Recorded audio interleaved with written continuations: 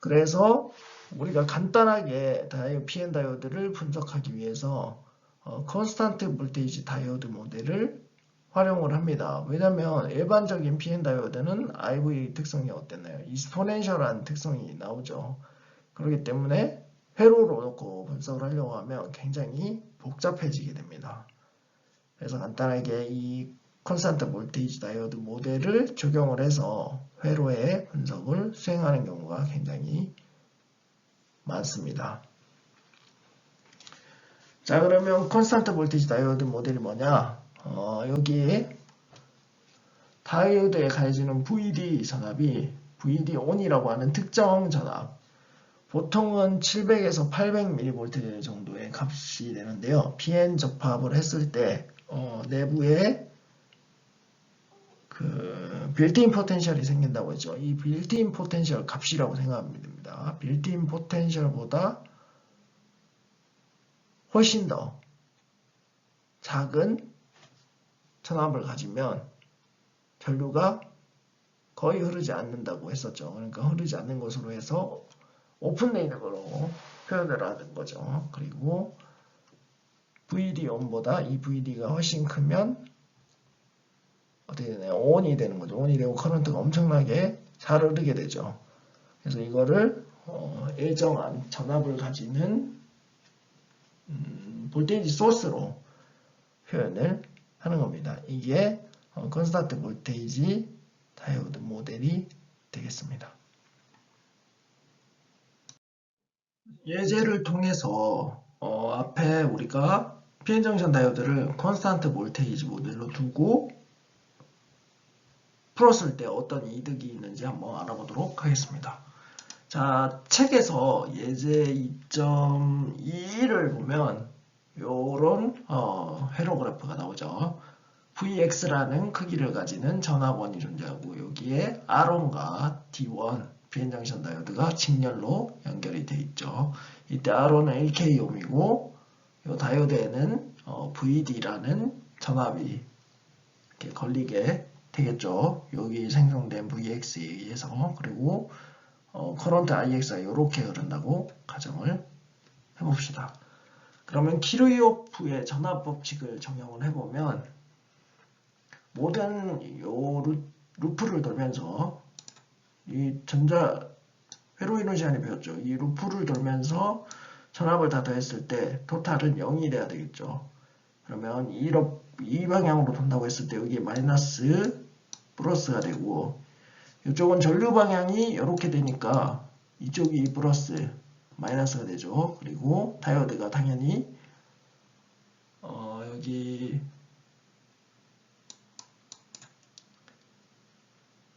뭐라고 해야 되죠? 갑자기 생각이 안 나네요. P타입 세미컨덕터가 있는 부분이 플러스가 되고 이쪽 N타입 세미컨덕터 있는 부분이 마이너스가 돼야 되겠죠. 그러면 키르호프의 전압 법칙을 해주면 Vx는 여기서 마이너스 플러스고 나머지 두 개 여기 R1과 D1은 플러스 마이너스로 표시가 되니까 Vx는 Ix R1 더하기 VD로 표시가 되고 VD는 아까 앞에서 다이오드의 전류 ID가 IS 익스포넨셜 VT분의 VD 마이너스 1이었죠. 이 마우스로 쓰다 보니까 좀 힘드네요. 이 IS를 넘겨주고 LN을 씌워주면 LN 1은 0이 되는 건 아시죠? 그래서 LN IS ID는 VT VD 그리고 LN 1은 0이니까 이렇게 되는 거고 VD는 결국 VT 곱하기 LN IS ID가 됩니다. 근데 이때 ID는 IX죠. 다이오드에 흐르는 전류니까요. 이렇게 두고 IX를 계산을 해봅니다. 여기 문제에서 보면 IS가 10의 마이너스 16승이라고 주어졌죠. 그리고 Vx는 3V라고 주어졌습니다.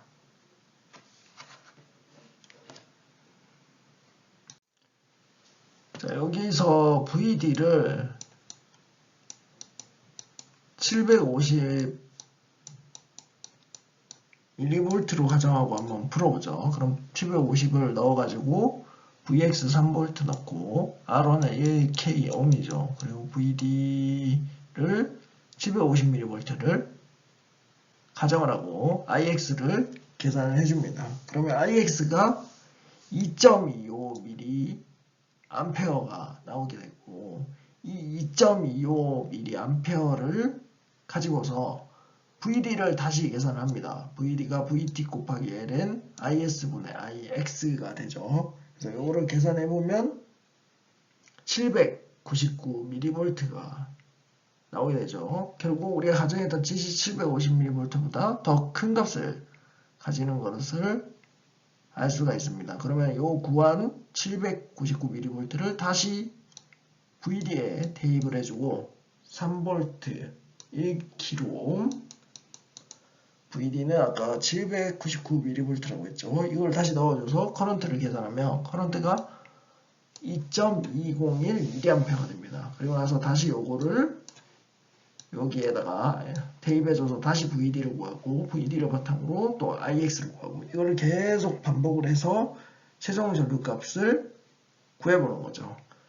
근데 이거 몇 번 해보면 2.20 뭐 여기서 크게 변하지 않는 것을 알 수가 있습니다. 그래서 대략적으로 IX가 2.201mA라고 볼 수가 있죠. 자, 여기서 우리가 콘스탄트, 아까 콘스탄트 볼테이지 모델이라고 했죠. 콘스탄트 볼테이지 모델을 가정을 해봅시다. VX가 3V고 VD 온이 0.8, 즉 800mV라고 놓고 전류를 계산해보면 2.2mA가 나오는 것을 알 수가 있죠. 그래서 이 결과값 차이가 거의 없는 것을 알 수가 있습니다. 약간은 존재하지만요. 그래서 이걸 바탕으로 우리가 콘스탄트 볼테이지 모델을 사용하면 회로 해석을 굉장히 쉽고 편하게 할 수 있다는 걸 알 수가 있습니다. 반면에 기존의 익스포넨셜 모델을 사용하면 아까 말했듯이 계속 반복적으로 넣어주고 풀어주고 넣어주고 풀어주고를 반복해야 되는 문제가 있죠. 그래서 회로 분석을 할 때 컨스탄트 볼테이지 모델을 많이 활용한다라는 것을 기억해 주시면 좋겠습니다. 자, 마지막으로 PN정션 다이오드의 비이상적 특성이라고 해야 될까요? 비이상적 특성에 대해서 얘기를 해보겠습니다. 자, 우리가 리버스 바이어스 영역을 가졌을 때 커런트가 굉장히 일정하다고 했죠.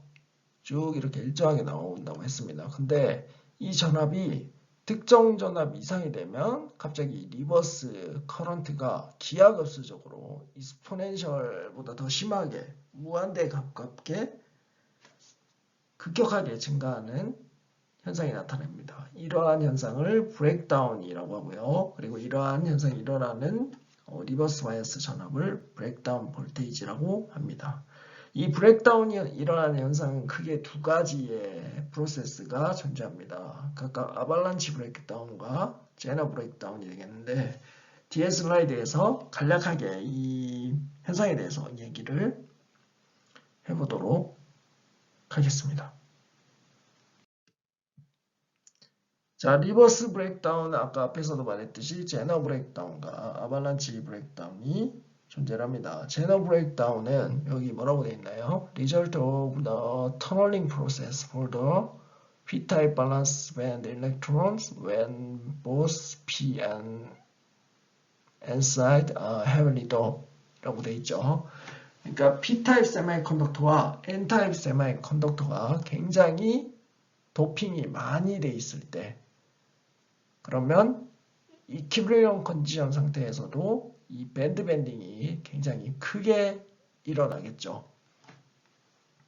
밴드 밴딩이 크게 일어나서 여기 보이는 밸런스 밴드, P타입의 밸런스 밴드에 일렉트론들이 꽉 차 있는 영역이 여기 N타입의 컨덕션 밴드보다 더 높은 에너지 위치로 가게 됩니다. 이러기 위해서는 아까 말했듯이 굉장히 높은 농도로 두 영역이 도핑이 돼야 되고 뭐라고 해야 될까요? 접합 영역이 굉장히 좁아야 됩니다. 이럴 경우에 우리가 물리전자 시간에 배웠죠. 터널링이라는 현상이 일어나게 됩니다. 여기 있는 일렉트론들이 그냥 여기 에너지 밴드갭이라고 해야 되겠죠. 이거를 뚫고 넘어가서 커런트를 생성을 하는 거죠. 그래서 이게 제너 브레이크다운 현상이고요. 그래서 이 밴드 밴딩이 더 커지면 커질수록 여기서 넘어갈 수 있는 일렉트론의 수가 많아지죠. 왜냐하면 이 에너지 스테이트가 점점 더 넓어지니까요. 그래서 브레이크다운 현상이 일어났다라고 생각을 하면 되겠습니다. 그러니까 물리적인 관점에서 보자면 이 에너지 밴드 말고 캐리어가 넘어가는 관점 말고 그냥 물질 자체로 생각을 한다면 이 제너 브레이크다운은 왜 생기냐? 어쨌든 고농도로 도핑이 되어 있는 상태에서 리버스 바이어스가 가해졌을 때 이 리버스 바이어스 에너지에 의해서 실리콘의 공유 결합이 깨져서 전자가 생긴다라고 생각을 하면 되겠습니다. 그게 제너 브레이크다운이라고 볼 수가 있겠는데요. 근데 그거보다는 자, 우리가 이 에너지 밴드를 통해서 설명하는 부분이 훨씬 더 이해가 더 잘 되실 겁니다. 그리고 물리전자 공학 수업 들을 때 다들 배우셨죠? 이 터널링 현상은 굉장히 중요합니다. 뭐 이번 전자회로 시간이나 이런 데 배우진 않겠지만 일반적인 현대 소자에서 모스펫의 한계가 있습니다. 모스펫의 한계가 뭐냐면 이 덴시티를 높이면서 게이트 랭스를 점점 줄이죠. 그러면 숏채널 이펙트 등이 나타나게 됩니다. 대표적인 숏채널 이펙트가 뭐 여러 가지도 있겠지만 가장 큰 문제가 리키지 커런트가 커지는 문제입니다. 그래서 온오프가 충분히 형성이 안 된다는 문제죠. 물론 뭐 그 외에도 뭐 복잡하지만 스레스홀드 볼테이지, 뭐 롤오프라든지 여러 가지 현상이 있지만 가장 큰 문제는 리키지 커런트가 커진다는 문제인데 그거를 대체하기 위해서 T팻이라는 게 제한이 됩니다. 터널링 팻이죠. 그래서 이 터널링 팻의 메커니즘이 지금 말한 제너 브레이크다운에서 일어나는 것과 똑같은 터널링 현상으로 일어나는 겁니다. 그래서 이러한 것들이 있다는 걸 알기 위해서는 이 메커니즘을 이렇게 이해하시는 게 좀 더 좋고요. 책에서는 뭐 코발란트 본드, 즉 공유 결합을 깨버린다고 돼 있죠. 충분히 많이 도핑된 PN 접합이 붙어버리면 그 에너지를 가해줬을 때 공유 결합을 쉽게 깨서 그 일렉트론에 의해서 뭐 커런트가 흐른다고 돼 있는데 그거보다는 이게 좀 더 반도체 전공하는 사람의 입장에서는 더 맞는 것 같다고 저는 생각을 하고요. 그리고 또 다른 한 가지 아발란치 브레이크다운에 대해서 얘기를 해보겠습니다. 아발란치 브레이크다운은 임팩트 아이오나이제이션의 결과라고 돼 있죠. 그러기 위해서 하이 엘렉트릭 필드가 디플리션 영역에 생성이 돼야 됩니다. 그러니까 PN 접합을 형성한 다음에 리버스 바이어스를 가해주면 에너지 밴드 밴딩이 일어나죠. 그리고 제가 일렉트릭 필드가 점점 커진다고 했었습니다. 일렉트릭 필드가 리버스 바이어스를 거해주면 그 안에 P타입과 N타입 영역에 드러나는 픽스드 차지가 커져서 양이 많아져서 일렉트릭 필드가 점점 커진다고 했죠. 그 얘기는 에너지가 굉장히 크다는 얘기죠. 근데 이 에너지가 에너지 밴드갭보다 더 큰 일렉트릭 필드 에너지를 가지게 된다면 여기에 보이는 것처럼 일렉트론이 이 일렉트릭 필드에 의해서 가속이 되죠. 가속이 되다가 레티스, 즉 격자와 충돌합니다. 실리콘 아톰과 충돌을 하죠. 왜냐하면 이게 비어있는 상태가 아니고 실리콘 격자들이 군데군데 존재를 하기 때문입니다. 그러면 충돌하면서 이 일렉트릭 필드에 의해 받은 에너지가 실리콘 아톰에다 전달이 되죠. 그러면 일렉트론 홀 페어가 생성이 됩니다. 아까 말했듯이 이 일렉트릭 필드의 크기가 에너지 밴드갭보다 더 크게 되면 이 에너지가 전달해서 여기 보시는 것처럼 일렉트론과 홀이 생성이 되고 다시 이 일렉트릭 필드에 의해서 전자가 또 가속이 됩니다. 이제 한 개가 아니고 두 개가 가속이 되겠죠. 첫 번째로 가속하다 충돌해서 이렇게 에너지를 떨어진 일렉트론과 새로 생성된 일렉트론이 다 같이 기여를 하는 거죠. 그래서 이것도 또 일렉트릭 필드에 가해지면 또 가다가 충돌을 하고 한 개가 두 개가 되고 두 개가 네 개가 되고 네 개가 8개가 되고 이렇게 기하급수적으로 눈덩이처럼 불어나게 됩니다. 그래서 아발란치 브레이크다운이라고 하는 거고요. 이렇게 해서 커런트가 기하급수적으로 증가하는 거고 임팩트 아이오나이제이션은 아까 말했듯이 굉장히 큰 에너지의 일렉트릭 필드가 가해져서 이 일렉트론이 가속을 하다가 실리콘 아톰과 충돌을 했을 때 그래서 임팩트고요. 충돌을 했을 때 일렉트론 홀 페어를 생성하는 현상을 임팩트 아이오나이제이션이라고 한다고 생각하시면 되겠습니다. 그래서 이러한 현상으로 브레이크다운이 일어나고 일반적으로 PN 정션 다이오드에서 제너 브레이크다운보다 아발란치 브레이크다운이 더 도미넌트하게 발생을 하고요. 특별히 이렇게 제너 브레이크다운이 일어나는 소자는 제너 다이오드라고도 소자가 존재를 하죠.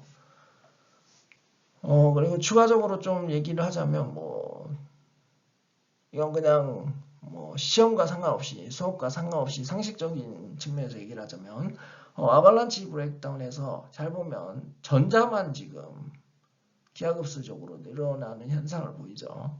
그래서 이게 아발란치 브레이크다운이고요.